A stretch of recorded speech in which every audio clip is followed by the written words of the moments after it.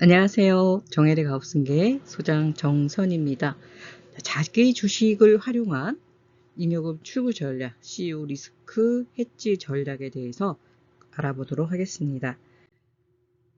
자기 주식은요, 법인이 발행한 주식을 법인 스스로 취득을 해서 보유하는 것을 말합니다.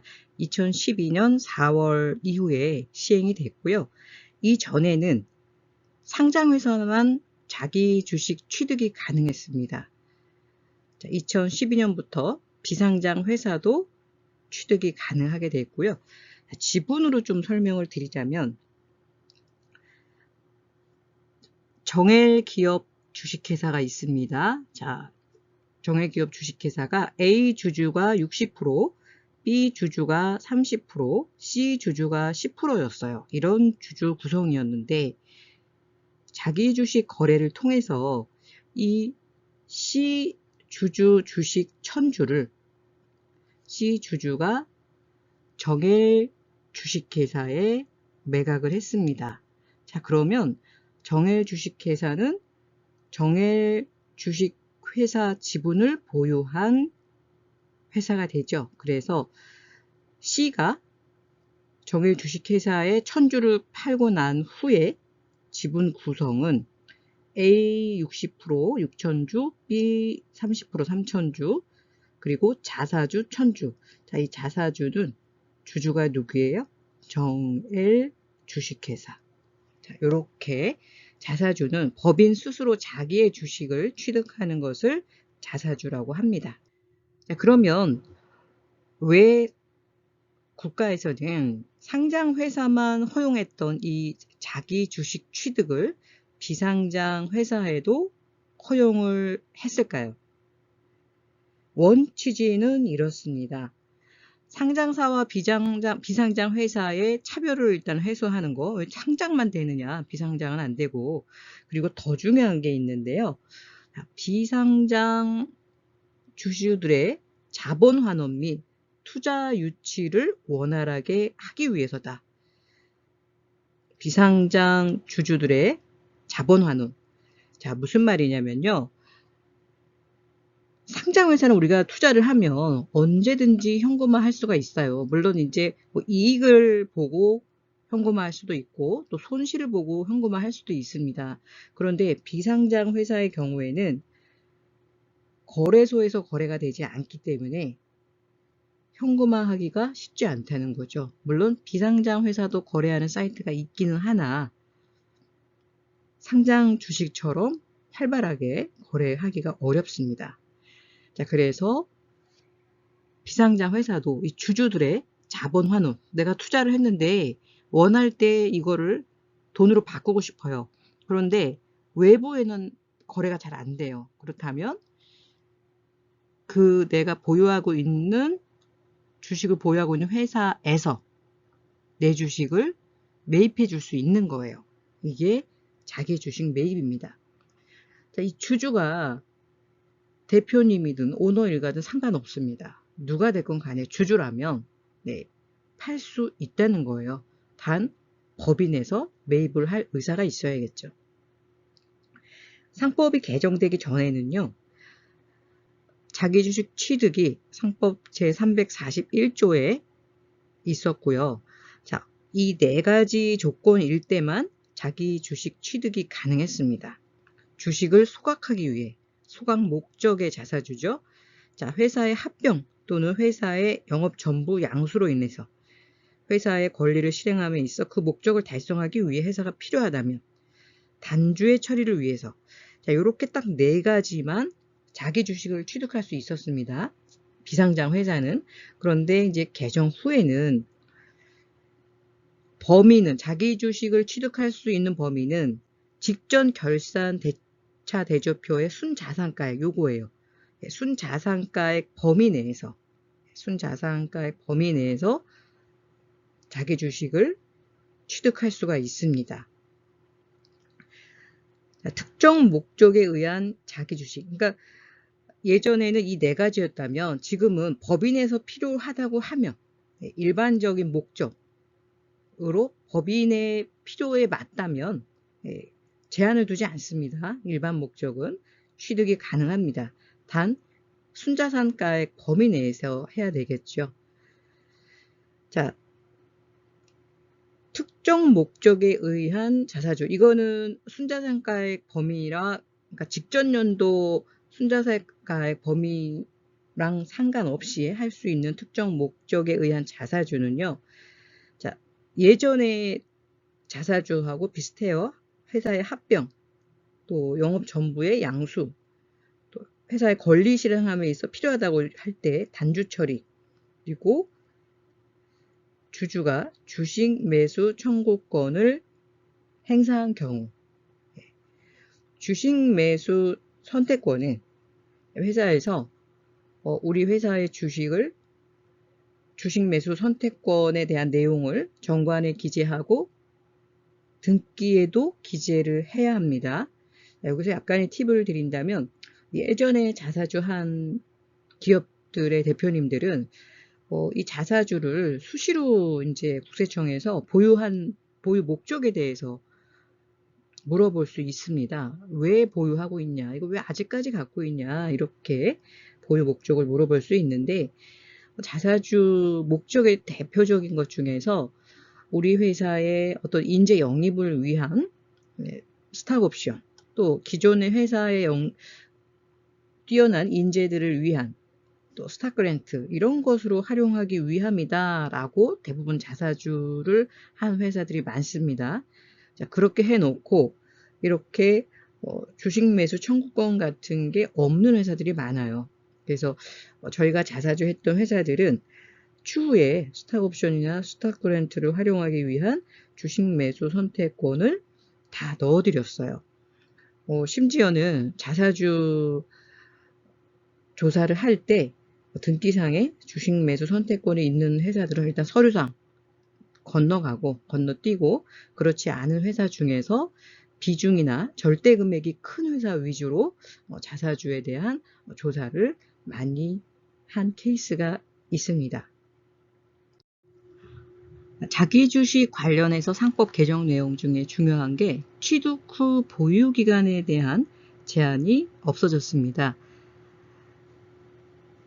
회사가 보유하는 자기 주식을 처분하는 경우 다음 각호의 사항으로서 정관에 규정이 없는 것은 이사회가 결정한다. 처분할 때 처분할 주식 종류와 수, 처분할 주식 가격, 납입 기간, 처분할 상대방 및 처분 방법. 자, 언제까지 이 기간에 대한 거는 이 개정 상법에는 없기 때문에요. 자사주 한 후에 앞에서도 말씀드렸던 것처럼 계속 보유하고 있을 때는 국세청에서 왜 보유하고 있는지, 이게 또 특정인에게 자금을 대여할 목적은 아니었는지, 이런 부분을 주의 깊게 볼 수가 있어요. 따라서 이런 부분에 대한 소명, 대응 전략을 반드시 준비를 하셔야겠죠.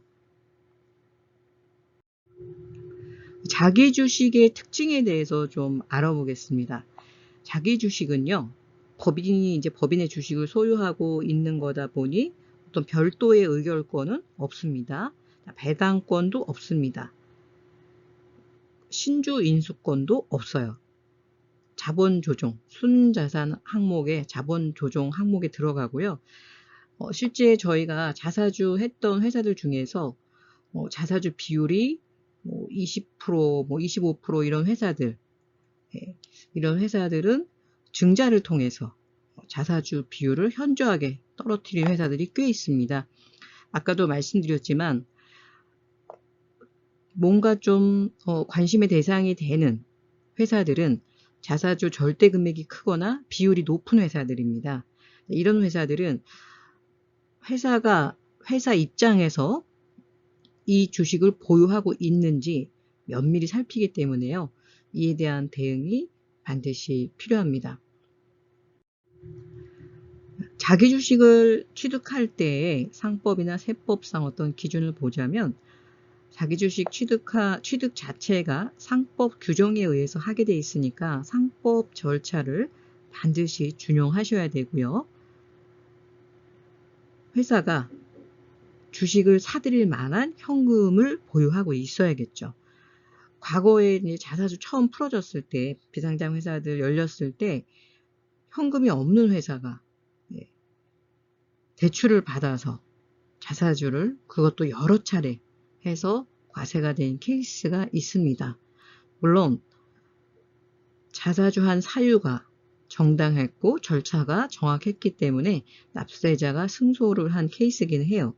하지만 이런 부분에 대한 걸로 인해서 회사가 조사를 받는다면 상당히 좀 불편하겠죠. 그래서 현금 보유에 대해서도 자사주 할 회사들은 좀 준비를 하셔야 되고요. 가장 중요한 게 자기 주식 취득을, 법인이 이제 자기 주식을 취득을 했어요. 자, 그런데 이 취득을 한 이유가 모호한 경우들이 있습니다. 그러니까 법인 입장에서 취득할 이유가 전혀 없는데 특정인에게 자금을 주기 위해서 한 걸로 보여지게 된다면 부당행위에 해당할 수 있고요. 이 수익 자산에 대해서는 가지급금으로 볼 수 있습니다. 그래서 대표님들이 이 자사주라는 게 주주로서 어떤 아까 말씀하신 것처럼 자본금 1원입니다. 내가 투자를 했는데 돈이 필요해요. 당장 돈이 필요해요. 빚내는 것보다 내 주식을 활용하는 게 낫잖아요. 단 여기서 핵심은 법인에서 그 주식이 필요할 때만 할 수 있다는 겁니다. 그러면 필요한 걸 어떻게 알 수 있을까요? 마땅한 타당성, 근거가 있어야겠죠. 자사주에 대한 설명을 좀 드렸고요. 이제 핵심입니다. 자기 주식을 활용한 CEO 리스크 해결 방안입니다. 첫 번째, 경영권 방어가 있고요. 자, 우리 회사 주식이 한 20% 정도 타인이 갖고 있는데 이 사람이 다른 데 주식을 팔려고 그래요. 그것보다는 우리 회사가 보유하고 있는 게 경영권에 훨씬 더 안전한 보장이 되겠죠. 그래서 자사주를 활용해서 경영권 방어를 할 수 있습니다. 또 주주의 입장에서 이익금을 환원할 수 있죠. 비교적 세부담이 좀 적어요. 20%. 물론 이제 차액이 3억이 넘어가면 25%입니다.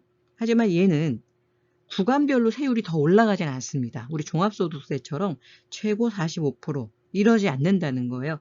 100억을 자사주를 했습니다. 차액이 100억이 넘는다고 하더라도 얘는 25%입니다.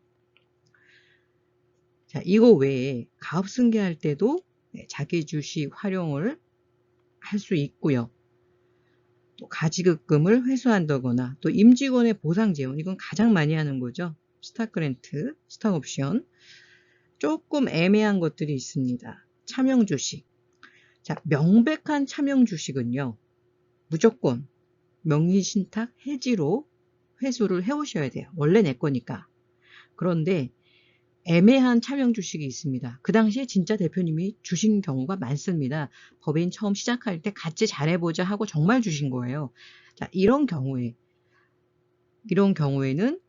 그 주식을 법인에서 사들임으로 해서 주주는 같이 시작한 주주는 주주대로 이익을 좀 실현하게 해주시고요.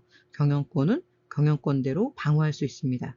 제가 오랜 동안 대표님들 도와드리다 보니까 이 차명주식이 가장 애매합니다. 차명주식이. 어떤 경우는 대표님이 차명이라고 하는데 그 차명주주는 진짜 내 거다라고 하는 경우도 있고요. 대표님은 줬다고 하시는데 막상 주주는 아니다. 이건 내 게 아니다. 이런 경우도 있고요. 그래서 자, 그런 상황에 따라서 이 주식을 정리하는 방법이 매우 달라져요. 세금도 천차만별이고요. 위험도 천차만별입니다. 차명주식 정리에 있어서는 가장 중요한 거는 차명주주가 아니면 그 주식을 갖고 있는 그 사람이 진짜 주주라고 생각을 하고 있는지 아니면 스스로 차명주주라고 생각을 하고 있는지 이 부분이 첫 번째고요. 두 번째는 회수 방법에 따른 세부담입니다.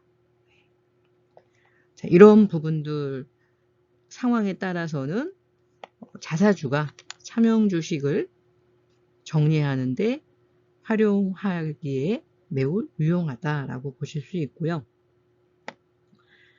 자, 비과세 상속 재산으로서 상속 재원을 마련할 수 있다. 자기 주식의 좀 특징에 대해서 보도록 하겠습니다. 자, 세법상 특징을 보면요. 자, 여기 법인이 있고요. 자, 주주가 있습니다. 그러면 주주는 내 주식을 법인에 넘기고 대금을 받죠. 자, 이게 자기 주식 거래입니다. 근데 자기 주식을 회사가 할 때 두 가지로 할 수가 있는데요. 하나는 소각을 목적으로 자기 주식을 취득할 수 있어요. 또 하나는 소각 목적 외에 다른 목적으로 자기 주식을 취득할 수도 있습니다. 자, 이런 경우에 세금이 달라집니다. 소각 목적의 자사주 같은 경우는 양도세가 아니라 배당소득세를 내셔야 되고요. 소각 목적 외의 자사주는 양도소득세를 내게 됩니다. 이거 굉장히 중요하겠죠? 왜냐? 양도소득세는 다른 소득과 합산을 하지 않아요. 그리고 주식의 양도소득세는 아까 최고 세율이 25%였습니다. 그런데 소각 목적의 자사주는 배당으로 보니까 종합과세되죠. 따라서 최고 45%의 세율이 되고 다른 소득과 합산을 하게 됩니다. 소각 외 목적은 양도니까 증권거래세가 있고요. 소각 목적의 자사주는 의제배당이기 때문에 증권거래세는 없습니다. 자, 과세의 기속 시기는 양도는 매매 시기가 되겠고요. 소각 목적의 자사주는 주식 소각을 결정한 날이 바로 소각일이 됩니다.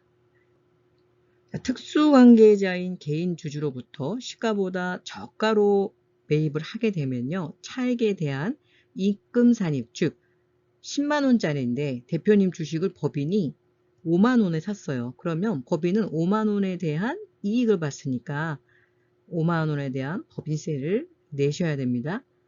또 특수관계인인 주주는 고가로 아니면 반대로 주식이 10만원인데 대표님 주식을 20만원에 사줬어요.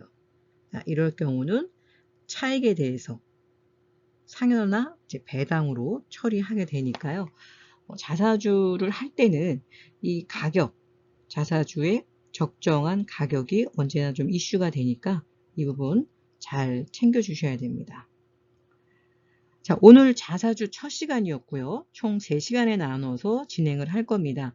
다음 시간에는 자사주에 대한 좀 오해, 잘못된 오해들이 꽤 많더라고요. 이 부분 심도 있게 공부를 좀 할 거고요.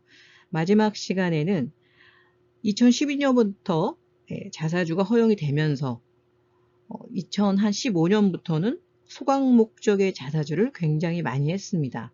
그 중에서도 배우자 증여를 통한 취득가를 높여서 소각한 케이스가 많았죠. 자, 이게 작년부터 과세가 많이 됐었죠. 재작년인가요? 네, 재작년부터 과세가 됐었고 작년에